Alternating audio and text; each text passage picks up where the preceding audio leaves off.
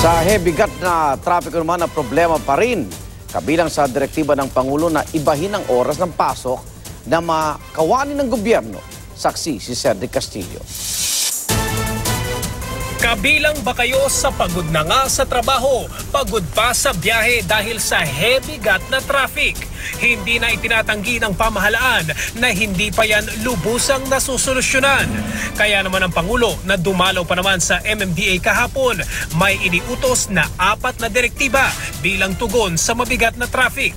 Una, flexi-time policy para sa mga kawani ng gobyerno. Mas maaga silang papasok at uuwi kumpara sa mga nasa private sector. Maybe we can go 6 a.m. sa office. So at least mas maaga kami sa kalsada. Yung sa night shift, depende yan sa LGUs. Kung naiisip nila na sa mga nasa section ng budget, ng records, pasok kayo ng 2 to 10. Iminungkahin na rin ito noong taong 2014 at kahit noong 2015. Bukod sa pagpapaaga ng pasok, may option din noong gawing mas late ang pasok basta 8 oras ang trabaho bukod sa 1-hour lunch break. Kasama rin dapat sa hindi natuloy na plano ang private sector. Gusto ni Presidente, gobyerno muna yung magsakripisyo. So bago natin i-adjust yung pasok ng mga bata, pasok ng mga private sectors. Mas okay siya kasi may iwas sa rush hour. Para sa akin mahirap. Gigising ka ng maaga, prepare mo yung mga belongings ng mga anak mo sa kanyang sarili mo. Talagang susunod ka.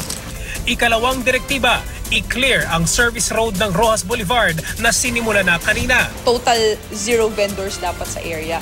Okay, yung mga illegally parked vehicles, pag-uusapan kung paano ang sistema ng parking na 95,000 na sasakyan ang dumadaan doon every day. So kung bubuksan natin yung service road, 4,000 yung pwedeng i-accommodate nun sa isang araw. Ikatlo, kasuhan ng mga opisyal ng mga barangay na hinayaang magbalik ang mga tinanggal ng bara sa kalsada. At ika-4, lagyan na ng window ang total truck ban sa EDSA para may oras na doon sila dadaan at maibsan naman ang bumper-to-bumper na traffic sa C5. Iko-konsulta pa ang schedule sa mga apektadong LGU. Mahigpit daw ang pili ni Pangulong Duterte ayon sa MMDA. Pagkatapos daw ng Semana Santa o wala ng 2 linggo mula ngayon, dapat daw ay ipinapatupad na ang lahat ng 4 na direktiba. Sumang-ayon naman daw ang Metro Manila mayors at pumirma na sa isang kasunduan.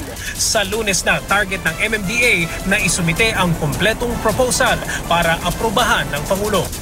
Ako si Cedric Castillo ang inyong saksi.